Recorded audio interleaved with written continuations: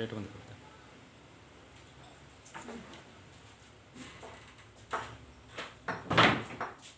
Hello students, today we will start a new topic of electrodynamics, Maxwell equations in terms of scalar and vector potentials.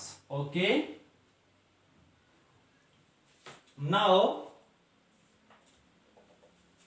we know that Maxwell equations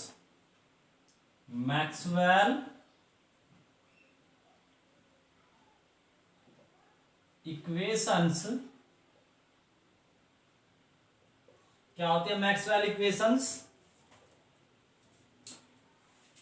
divergence of displacement vector is equal to rho. Here rho is free volume charge density, okay, and second is divergence of magnetic field is 0, and third is divergence of curl of vector H is equal to current density plus epsilon naught delta D by delta T, and curl of vector E is equal to minus के del B और del T. These are four Maxwell equations. Okay, clear है ना? तो इसे note कर लीजिए. ये आपका 1A हो गया, ये आपका 1B हो गई, ये आपका 1C हो गई, और ये हो गई आपकी 1D. क्लियर है ना? ये आपका हो गया Gauss's law. Gauss's law in electrostatics. Clear है ना? ये हो गया आपका Gauss's law in magnetostatics.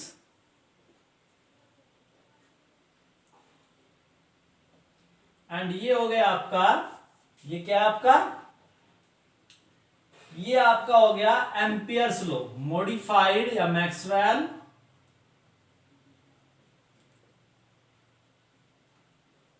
Ampere's law. ठीक है ना? Of electrodynamics. और ये हो गया आपका Faraday's law. Faraday's law of electromagnetic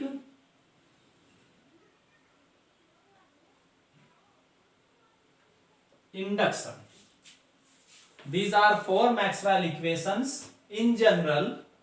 Okay, and now we know that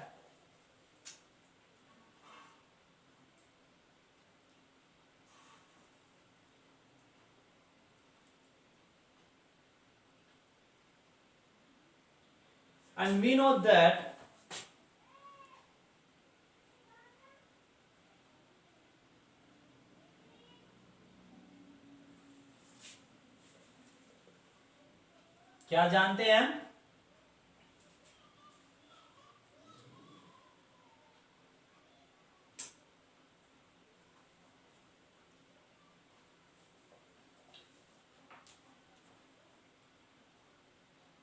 We know that divergence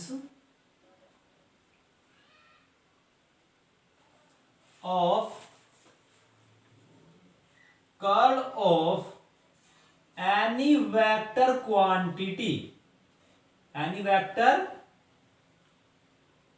quantity is always 0. Okay, so from equation B we can represent B in terms of curl of any vector quantity. Clear है ना?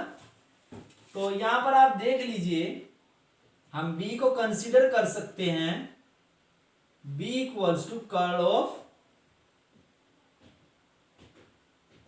ए, है ना। ये आपको previous articles में बता दिया गया था, where this vector quantity is known as vector potential, magnetic vector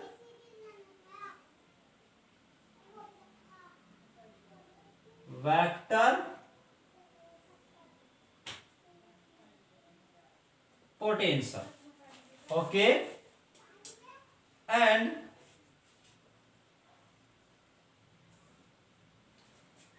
put this value now, this is equation second, this value put in equation 1D, this value put in now equation 1D, then we get curl of E equals to minus del over del T of, बोलिए, curl of vector A, okay. Now implies that we can write this term in form of curl of E plus curl of del vector A by del T equals to 0, and implies that del cross vector E plus del A vector by del T equals to 0. I think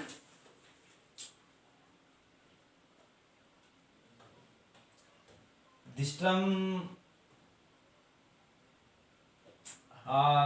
ये आपको समझ में आ गया होगा। अब हम क्या करेंगे, देखिए, you know very well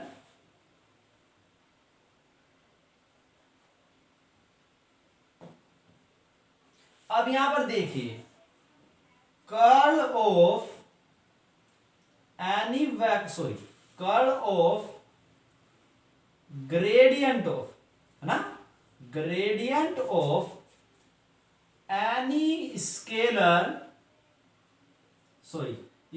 function, not quantity, scalar function, यहां पर भी आप फंक्शन कर दीजिए, scalar function is always 0, okay. So we can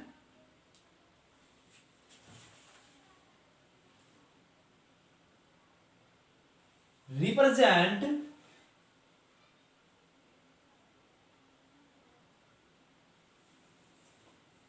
E plus del vector A by del T in terms of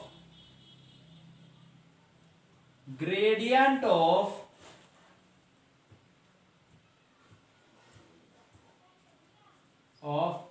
any scalar function, clear है ना। So let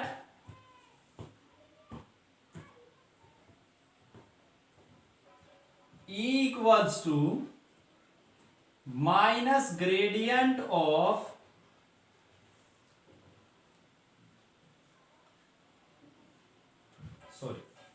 this is vector E plus del A vector del T equals to minus gradient of phi, not phi m. In case of magnetostatics, we also drive scalar potential in special form, which is known as magnetic scalar potential, which is denoted by phi m. But here it is not only magnetic scalar potential, but also this represent electric electric potential, scalar electric potential. तो these scalar potential represents both potentials in combined form in electrodynamics of scalar electric potential and scalar magnetic potential here. Okay, this is the general form of scalar potential. Now अब आप देखिए equation 2 हो गई, इसे आप बना दीजिए equation number 3, है ना। तो this term is equal to, आप देखिए वेक्टर इक्वल्स टू, राइट कर दीजिए यहां पर, minus gradient of phi plus sorry minus del A over del T, है ना। इक्वेशन नंबर 3, आई थिंक आपको क्लियर हो गया होगा। ओके, तो this is magnetic vector potential and this term is known as phi, known as scalar potential in general. Okay, तो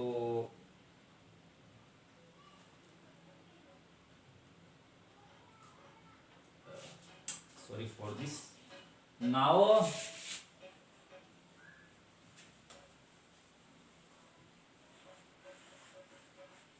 अब थोड़ा सा आगे चलते हैं। Here phi is known as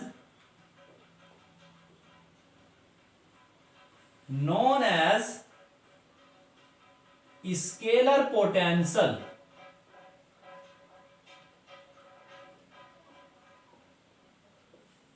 if delta A vector by delta t is equal to 0. That means in case of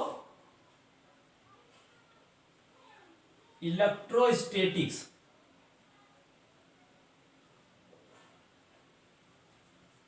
vector E implies that vector E will be equals to minus gradient of phi. Then phi will represent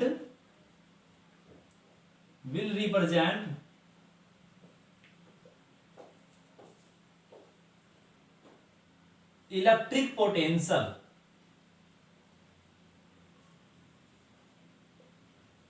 okay, electric potential आपको हमने पहले बताया था electrodynamics before Maxwell, उसमें मैंने discuss किया था कि जो आपकी 4 इक्वेशंस है मैक्सवेल की, उनमें जो लास्ट 2 इक्वेशंस है ऑटोमेटिकली आपकी शुरू की 2 इक्वेशंस इसमें इंक्लूडेड होती है। इसलिए इन जनरल हम बाद की 2 यूनिट्स को ही यूज करते हैं मेनली, ठीक है। तो अब आप देखिए, तो यहां तक आपका ये प्रोसेस हो गया। अब हमें क्या करना है, मैक्सवेल इक्वेशंस को किसमें कन्वर्ट करना है, in terms of phi and A, not in E and B. तो ई और बी और एच को आपको रिमूव करना है in terms of phi and A. तो जनरली हम लास्ट की 2 यूनिट्स को कन्वर्ट करेंगे और वही आपकी मैक्सवेल इक्वेशंस होगी इन terms of scalar and vector potentials. Okay, so continue बने रहिए, आगे चलते हैं।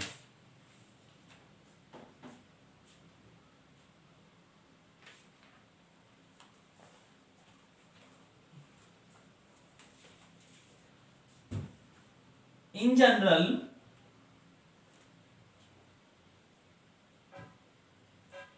phi and vector A are known as electrodynamic potentials. Electrodynamic potentials. Now we know that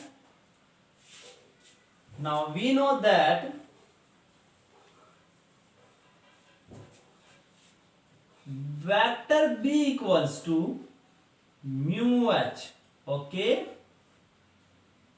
and D equals to epsilon E. और ये ध्यान रखिए यहां पर हम जो बात कर रहे हैं इन जनरल, हम बात कर रहे हैं ऐसे मीडियम्स की जो आइसोट्रोपिक है और लीनियर है। Okay, so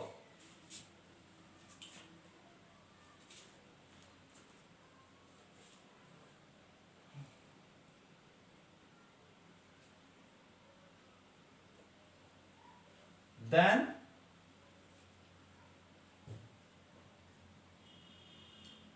from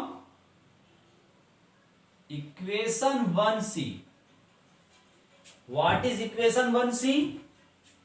equation 1c is, जरा याद रखिएगा इन चीजों को क्योंकि भूल सकते हैं, बोर्ड पर इतना स्पेस नहीं है जो मैं लिखता रहूं। And equation 1c is curl of h, okay, equals to vector j plus delta d by delta t। Okay, ये थी आपकी, मैंने लिख दी दोबारा से। अब आप एक काम करें, म्यू से मल्टीप्लाई कर दीजिए, implies that mu del cross h equals to mu j plus mu del vector d by del t। Okay, अब एक काम करिए आप, जो कि हम बात कर रहे हैं किसकी,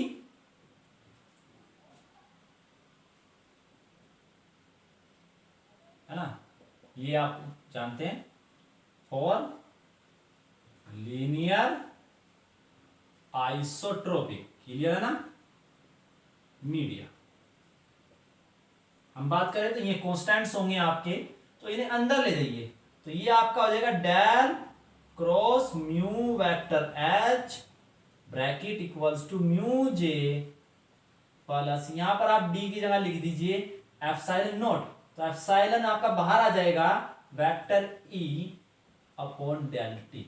अब आप बताइए ये क्वांटिटी क्या हुई आपकी, del cross B equals to mu J plus mu epsilon, ये आपका हो गया del E by del T. Clear है ना, यहां तक आपकी समझ में आ गया होगा। अब आपको करना क्या है कि b और e की वैल्यूज, e की values in terms of phi and A रही, b की वैल्यूज आपने पीछे भी निकाली थी, b is equal to curl of A, वे वैल्यूज आप यहां पर पुट कर दीजिए, तो देखते हैं सॉल्यूशन क्या होगा। Using putting the value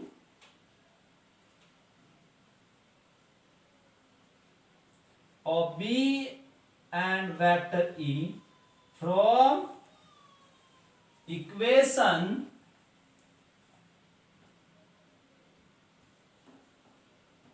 second and third, put करिए curl of what is b is curl of a। Okay, now bracket लगा लीजिए आप, equals to mu J plus mu epsilon del by del T of, बोलिए, minus gradient phi minus del vector A by del T. Okay, now अब आप यहां पर देखिए, ये कर्ल हो गया दो क्वांटिटीज का, दो बार कर्ल हो गया वेक्टर ए का, इस कर्ल को दो बार को हम ओपन करेंगे, तो आप देखिए किस तरीके से ओपन करते हैं, मैं दोबारा से अगेन इरेज करूंगा इसे, so note carefully on your notebook, तो इतने पर इरेज कर देते हैं। अब आप देखिए, इस वैल्यू को नोट करना है आपको, यहां पर देखिए ये आपका हो गया कर्ल ऑफ ए, इसे आपको ओपन करना है। What is the formula for this, तो ये होता है आपका, यहां पर ले लीजिए इसे, तो ये आपका फॉर्मूला क्या होता है, देखिए, divergence of vector A, clear है ना,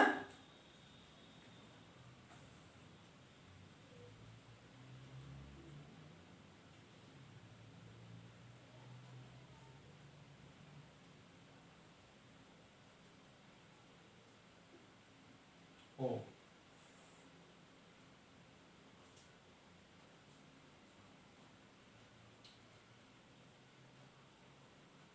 something is wrong here.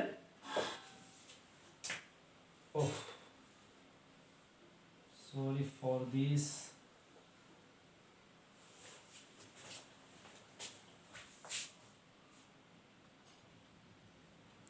Okay, now open कीजिए इसे।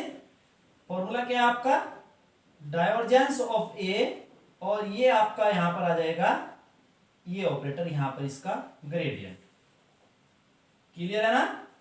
तो ये आपके एक स्केलर क्वांटिटी होगा, इसका ये आपका ग्रेडियंट होगा, gradient of divergence of vector A minus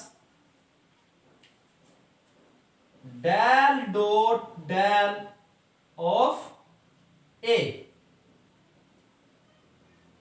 equals to mu J plus mu epsilon del by del T, या ओपन करना चाहते हैं तो ओपन कर दीजिए, या बाद में कर देंगे, कोई बात नहीं। चलिए ओपन कर दीजिए, माइनस यहां पर आपका आ गया del 5, okay, and minus mu epsilon del two vector A by del T square. अब आप इसे जरा एक साथ ले लीजिए, तो इस पूरी टर्म्स को आप उधर ले जाइए, इस साइड में, देखते हैं क्या मिलता है। ठीक है, चलिए आ जाइए यहां पर। तो इस टर्म को जब आप उधर लेकर जाएंगे तो del dot del, this is del square of vector A, है ना। दूसरा आपका ये वाला टर्म गया, माइनस डेल ऑफ ए, ये है ना। इस टर्म को आप इधर ले गए ना, इस वाले को देखिए, इसमें से आप इसे डाइवर्जेंस को बाहर निकाल लीजिए, यहां minus mu epsilon divergence, sorry, gradient of del by del T of 5। Clear है ना? ये वाली टर्म लिखिए आप, minus mu epsilon del two vector A by del T square and minus, sorry, plus mu J vector equals to 0। Clear है ना? अब आप देखिए डेल स्क्वायर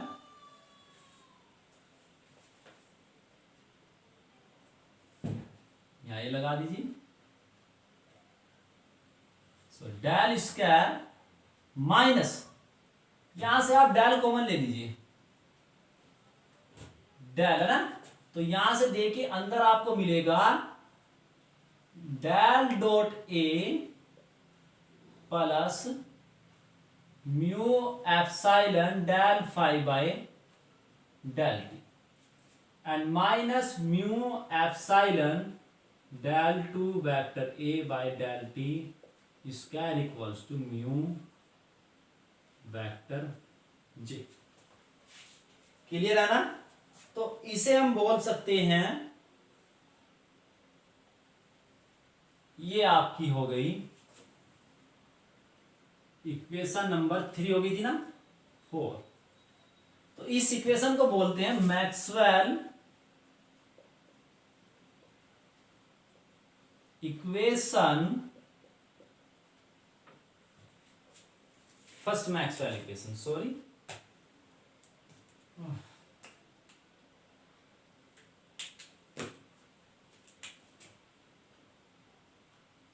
ये अभी रहने दीजिए, बाद में नोट कर देंगे, ठीक है नहीं? तो अभी वैसे ही रख दीजिए। तो नेक्स्ट इक्वेशन पर चलते हैं। अभी तक जो इक्वेशन आपने यूज की, वो इक्वेशन यूज की थी हमने वहां पर 1c। ओके, नाउ अब स्टार्ट करेंगे। Now using equation first A,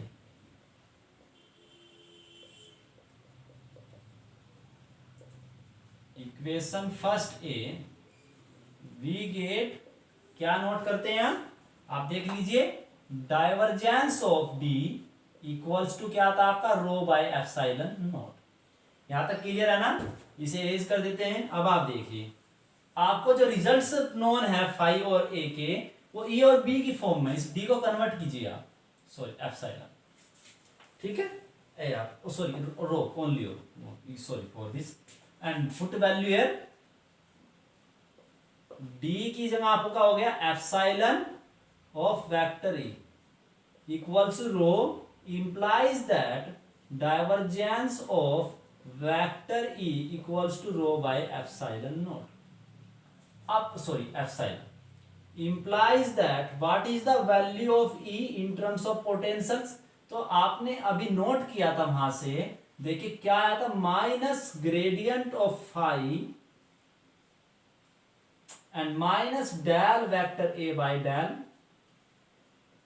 T equals to rho by epsilon. Clear है ना? तो दिस इक्वेशन आपकी क्या बन गई है, मल्टीप्लाई कर दीजिए, अंदर ऑपरेट कर दीजिए, del square minus del square phi minus आप इसे लिख सकते हैं डेल और del vector A by del T, है ना? तो ये हो गया आपका, डॉट कर दीजिए यहां पर, and equals to rho by epsilon naught. अब आप देखिए सॉरी एप्सिलॉन, ये इक्वेशन और ये इक्वेशन थोड़ी सी आपको डिफरेंट नजर आ रही होगी, बट सॉरी यहां पर आपका ए है। देखिए ये इक्वेशन यहां पर आप देखिए vector A generally vector A की फॉर्म में है, यहां पर ये फाई की फॉर्म में। आप देखिए कुछ आपको डिफरेंट नजर आ रहा होगा यहां पर, ऐसा क्या टर्म आपको यूज करनी है जैसे कि आपको कुछ ऐसी ही इक्वेशन मिल जाए। तो इसके लिए हम कुछ टर्म इसमें ऐड करेंगे, वो आप देखिए, adding and subtracting, adding and subtracting the term, ये आपका हो गया टर्म कौन सी है, म्यू एप्सिलॉन। क्लियर है? Mu epsilon del two phi by del T square, ये ऐड कर दीजिए और सब्ट्रैक्ट कर दीजिए ये वाली टर्म। क्लियर है ना? सॉरी ये वाली टर्म आप ऐड कर दीजिए और सब्ट्रैक्ट कर दीजिए, तब देखते हैं क्या टर्म आपको मिलती है। Okay, so now add this term. Clear है ना? तो यहां पर आप थोड़ा सा ये भी कर दीजिए, इंप्लाइज दैट यहां पर आपको मिल जाएगा del square phi plus del dot del vector A by del T equals to minus rho by epsilon. Clear है ना? तो ऐड और सब्ट्रैक्ट करिए, del square phi plus del dot del vector A by del T plus mu epsilon del two phi by del T square and minus mu epsilon del two phi by del T square equals to minus rho by epsilon. तो अब आप देखिए ये term आपको इसके relative मिल गई, अब इनको आपको कंबाइन करना है। तो कंबाइन करके देखते हैं क्या टर्म आपको मिलेगी, कैसे मिलेगी, यही नोट करना है आपको यहां पर। तो चलिए देखते हैं। तो अब आप देखिए डेल स्क्वायर फाई प्लस इनमें से कोई टर्म आपको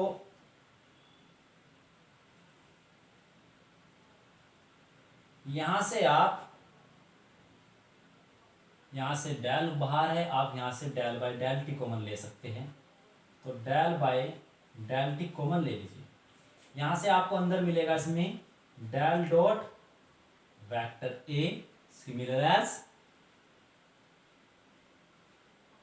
plus mu epsilon del phi by del T.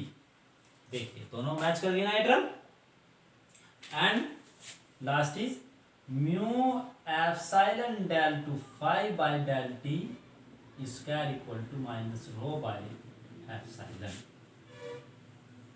Okay, this is equation number 5। here equation 4 and 5 are known as Maxwell equations in terms of potentials. Okay, I think आपकी समझ में आ गया होगा। ये तो यहां तक का हमारा टॉपिक हुआ। अब थोड़ा सा इसे हमें एक्सटेंड करना है आगे के लिए, जिससे आप आगे की प्रॉब्लम्स में इससे जो कंक्लूजन निकलेंगे उन्हें यूज कर सके। ठीक है, तो अब आप आगे देखिए। यदि आप एक ऐसे रीजन में बात कर रहे हो जो सोर्स फ्री रीजन हो, तो सोर्स फ्री रीजन में देखिए आपका वेक्टर जे करंट डेंसिटी 0 होगा एंड फ्री चार्ज डेंसिटी भी आपकी क्या होगी, 0 होगी। तो उस कंडीशन में आप देखिए यहां पर भी आपका स्क्वायर, यहां पर भी स्क्वायर, यहां पर भी आपका स्क्वायर सेकंड ऑर्डर, तो all terms of will be second order and in this equation also all terms of will be of second order। तो ये आपकी दोनों इक्वेशंस कैसी हो जाएगी, homogeneous, but at that time both equations are inhomogeneous homogeneous. Clear है ना? If we take source free region, clear ना? मतलब वहां पर चार्ज भी एब्सेंट है, that is J is 0 and rho is also 0, then the each term of equation 4 and 5 is of second order,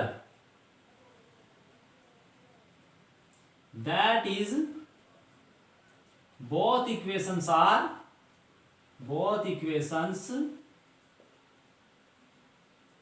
becomes homogeneous, otherwise क्या होंगी ये, इनहोमोजीनियस।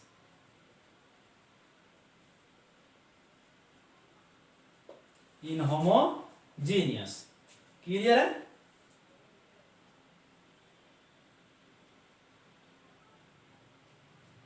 अब आप एक चीज देखिए,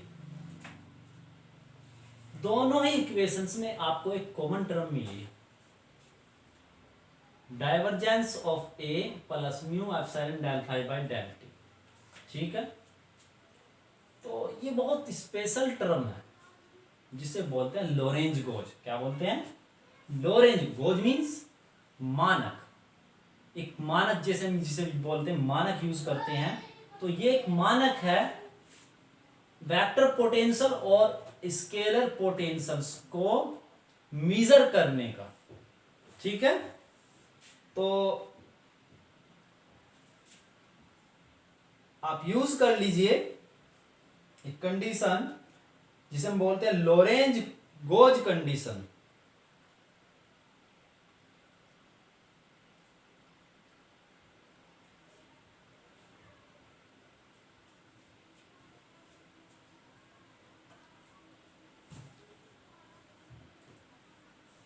तो देखिए क्या होगा, Lorentz if divergence of vector ए, जैसे लिख दीजिए आप, मैं पूरा पूरा नोट ही कर देता हूं आपको। ठीक है, तो आप उसे नोट कर लीजिएगा।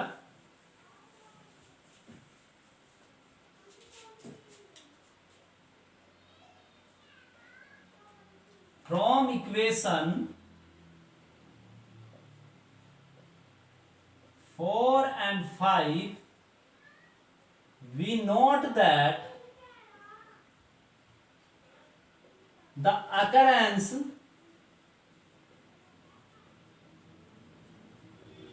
of both potentials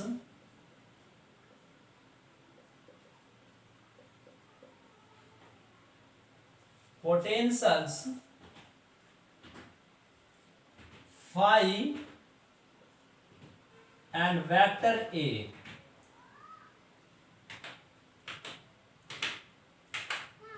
in each equation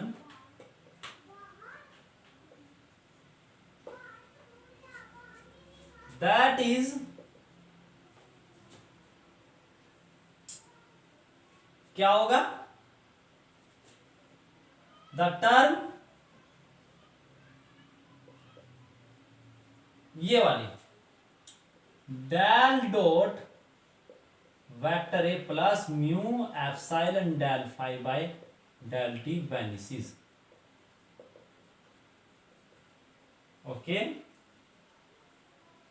that is divergence of vector A plus mu epsilon del phi by del t equals to 0.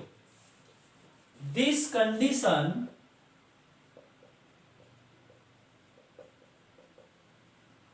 is known as Lorentz condition. Sorry,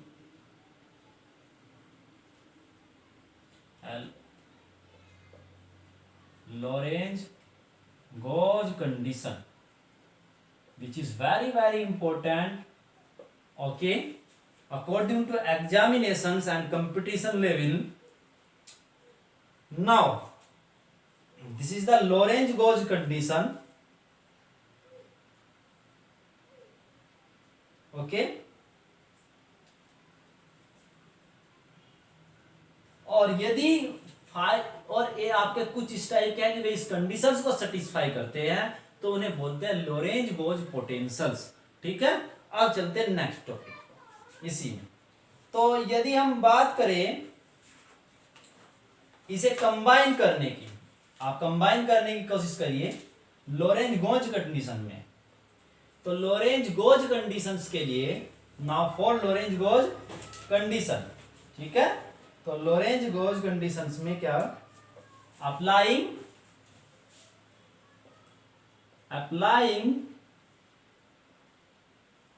Lorentz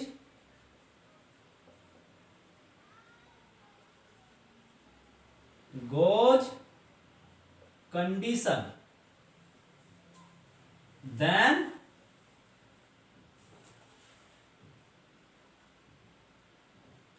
we get. आप देखिए क्या मिलेगा आपको. पहले तो हम note करते हैं ए वाली इक्वेशंस. तो उसमें आप देखिए आपका del square A, second term आपकी जीरो हो जाएगी, बची last term mu epsilon del two क्या था उसमें, या मेरे ध्यान नहीं है, del two sorry del two vector A upon del T square equals to minus mu J, I think है ना, ये था. Okay, and second equation is del square phi minus mu epsilon del two phi by del T square minus क्या था आपका रो by epsilon. यही हुआ ना. तो ये दो इक्वेशंस आपको मिलेगी, इन्हें आप बोल दीजिए ये आपका क्या हो गई 5 6. Okay, 6 and 6 B. क्लियर है ना. अब आगे चलिए, अब हम इसे थोड़ा सा कंबाइन करते हैं. अब आप देखिए कंबाइन किस प्रकार करेंगे, और करके लिख दीजिए. और अब आप एक काम कीजिए, इसे लिख दीजिए del square. Okay, minus mu epsilon, ये आपने del two by del T square एक न्यू ऑपरेटर आपने कंसीडर कर लिया. और यहां पर लिख दीजिए आप vector A equals to minus mu vector J, and क्या हो गया आपका del square minus mu epsilon del two by del T square. ये आपका हो गया 5 equals to mu sorry rho by epsilon. Okay, अब आप देखिए you know very well I think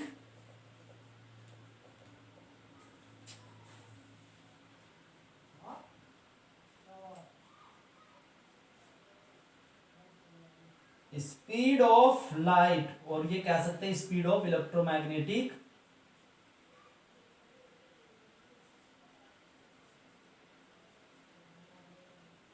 waves क्या होता है, C equals to 1/√μ epsilon. So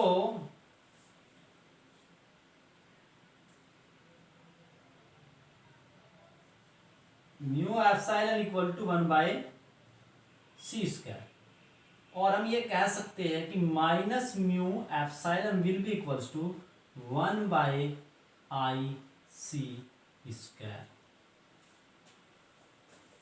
okay, okay ना। अब आप एक काम करिए, वैल्यू यहां पर पुट कीजिए again.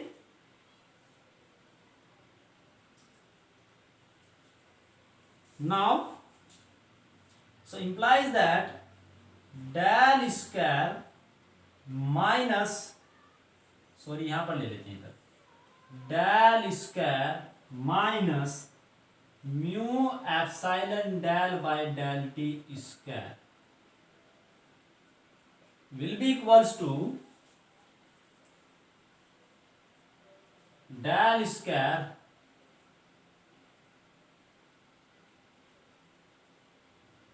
Plus 1/IC² into del over del t square, है ना। अब आप एक काम करिए, ऑपरेट हो गया ना, del square plus del square by del, इसे आप लिख दीजिए ICT²। क्लियर है। तो अब आप ये देखिए, यहां पर आपका del 2/del x², del 2/del y², del 2/del z², एक अनदर फोर्थ कंपोनेंट आपको और मिल गया। तो अब यदि हम कंसीडर करें कि x1 x2 x3 आपके वेरिएबल्स है और x4 आपका ये है, तो ये जो ऑपरेटर आपका होता है इसे हम डिनोट करते हैं बाय दिस ऑपरेटर, सॉरी ये this operator is known as D'Alembert-Asian operator.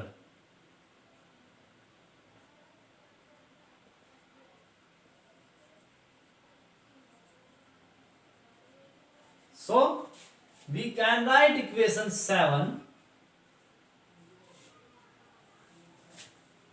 So we can write equation 7. Equation 7 becomes this operator vector A by mu vector J and D'Alembert-Asian operator of phi minus rho by epsilon। Okay, clear होगा यहां तक, है ना। तो generally हम इसे इस तरह भी नोट करते हैं, यदि आपको समझना हो,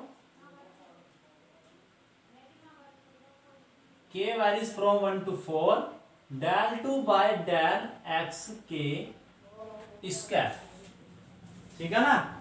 तो वेयर यहां पर आप देख लीजिए x1 is x, x2 is y, x3 is z and x4 is ICT। ये फोर्थ डायमेंशन स्पेस में बात हो रही है आपकी, ये कहां चले गया, फोर्थ डायमेंशन स्पेस। तो these are general equations of electrodynamics in form of vector and scalar potentials. Okay, so read and study these topic carefully, and if you have any doubt, please ask, comment on my YouTube channel and share more and more, like and okay, thank you.